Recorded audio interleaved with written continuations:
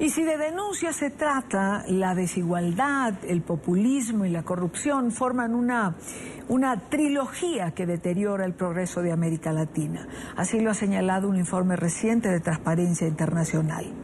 En nuestra región, el país mejor evaluado sería Uruguay, y entre los que más cayeron en su calificación destacan México, Brasil y Venezuela, siendo este último el peor de Latinoamérica en cuestiones de corrupción y mal manejo del poder ejecutivo.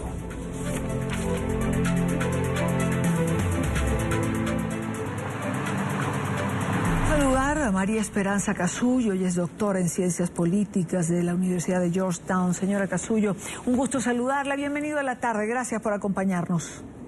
Gracias por llamarme. La corrupción está ligada al populismo, es decir, a mayores controles, mayor corrupción. A mayores controles, ¿en qué sentido? ¿Por parte del Poder Ejecutivo? A mayores controles a todo nivel. Sobre todo en lo que tiene que ver con procesos económicos generalmente, pero digamos que el populismo comienza a controlar y el Estado quiere expandirse para tener la voz que va adelante. Sí, bueno, tal vez convenga aclarar primero a qué se denomina populismo, ¿no? Sí, claro. Nosotros tendemos a pensar desde la ciencia política, digamos que el populismo es una manera de construir poder, que tiene ciertas características, ¿no? Que tiene que ver con la concentración de poder en manos de un líder carismático, que tiene una relación más bien de tipo directa con el pueblo, para decirlo así, con una mayoría popular. Y en algunos casos, específicamente en la historia de Latinoamérica, el populismo o la mayoría de las experiencias populistas han sido estatistas, ¿no? O sea, han tendido a aumentar el poder y la regulación del Estado. Esto no necesariamente es así, es decir, otros líderes en la década del 90 hubieron líderes que también se denominaron, o muchos coincidieron en denominar populista, que no necesariamente eran estatistas, como sí. Carlos Menem en Argentina, sino que eran más bien neoliberales.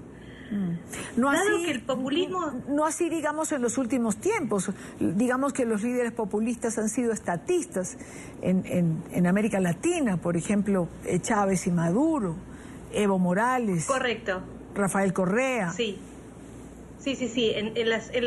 Lo que pasa es que esta última ola, ¿no? La ola sí. de populismos que se gestaron alrededor del año 2000, un poquito antes, un poquito después, de alguna manera compartían un diagnóstico estos líderes, que era que el neoliberalismo había llevado a crisis sociales y económicas muy importantes y que se necesitaban estados más grandes y más activos. Ahora, sí, desde un cierto punto de vista, dado que el populismo, que estos líderes populistas tienden a concentrar la autoridad y tienden a crecer tienden a hacer crecer las capacidades de intervención del Estado en la sociedad, puede ser que se den procesos en los cuales se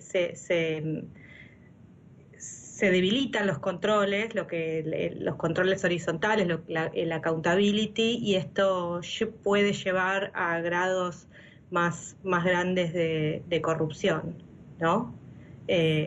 Puede ser así, o hemos visto que en varios casos es así. Claro, no, y lo preguntaba porque, digamos, en este análisis de Transparencia Internacional, en aquellos países donde el populismo ha sido, digamos, estatista, la corrupción ha crecido. Vemos de alguna manera lo que ha ocurrido en Brasil posterior a Lula, pero populistas o no, la corrupción pareciera estar presente ya no sé si en toda la región o en el mundo en general. La corrupción permea hasta las más altas estructuras. Y digo esto cuando vemos, por ejemplo, el caso de Perú, donde en este momento de alguna manera se señala al expresidente Toledo de haber recibido sobornos por parte de Odebrecht. Sí, y Alejandro Toledo nadie, o hasta que yo sepa, digamos, no he leído ningún análisis Sí, que claro. lo señalara como un político populista. Y yo diría viceversa, ¿no? O sea, por un lado lo que vemos es que aparecen casos muy resonantes de corrupción en países que tienen gobiernos populistas y en países que no. Por ejemplo, el propio país de Chile ha sido sacudido por una serie de escándalos cuando en prácticamente todos los rankings de democracia que uno puede ver, Chile aparece en general como el sistema político más estable, más orientado hacia partidos y menos populista de la región. Y viceversa, otra cosa interesante y que vemos en los últimos tiempos es que hay un auge del populismo en países que no necesariamente tienen las características de cierta fragilidad institucional que tienen los países latinoamericanos, ¿no? Vemos, bueno, no hay mejor ejemplo para mostrar esto que Donald Trump en Estados Unidos, o el ascenso, la candidatura competitiva de Marine Le Pen en Francia, o el ascenso de UKIP y de Nigel Farage en Gran Bretaña. Entonces ahora creo que estamos en un momento histórico en el cual muchas de las certezas teóricas que teníamos las tenemos que revisar porque no aparece nada, no aparece claro, ¿no? Eso es importante, es decir, revisar las certezas teóricas que hasta ahora habían. La pregunta también es, ¿qué se hizo mal?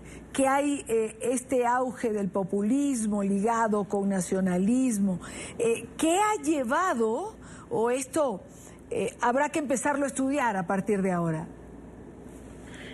Claro, yo creo que por un lado no tenemos una respuesta acabada o estamos empezando a pensar el problema, ¿no? Desde este punto de vista. Sí creo que hay algunas cuestiones que son claras.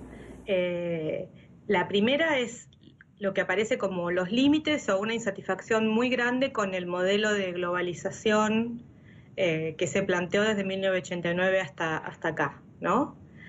Una insatisfacción que en los 90 se expresó en Venezuela, en el Caracazo, en 2001 se expresó en Argentina, pero en 2005 en Bolivia, y hoy estamos viendo que es una insatisfacción no idéntica, pero que también se expresa no solo en la periferia del mundo, sino en el centro del mundo.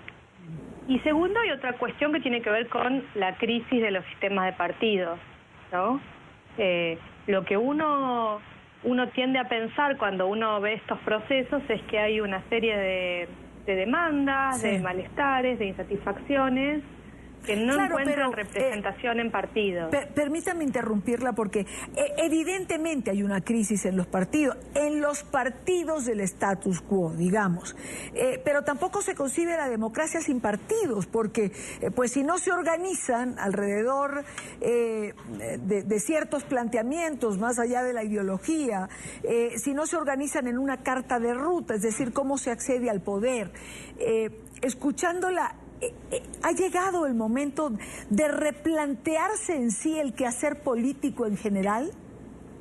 Sí, sin duda, y me parece que ese es el tercer elemento de este momento actual de ascenso de los populismos, que es la crisis que genera el hecho de que hay una serie de insatisfacciones que pueden ser válidas con el status quo actual, pero no hay, como usted decía, una carta de ruta que haga posible pensar una salida o una alternativa, ¿no? O sea, el marxismo hoy por hoy no existe como alternativa viable a nivel mundial y no hay una alternativa programática, es decir, todavía yo creo que se va a encontrar en un momento dado y creo que es necesario.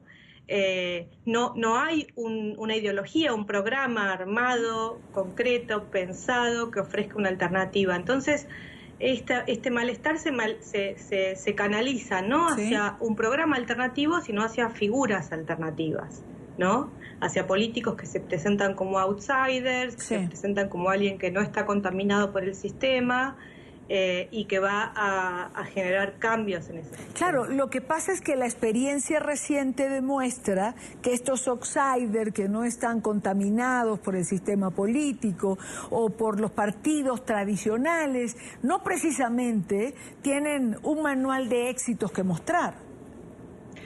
No, sin duda, pero hay porcentajes importantes de las poblaciones de estos países Sí. a los cuales un cambio les parece suficiente, ¿no? Un cambio.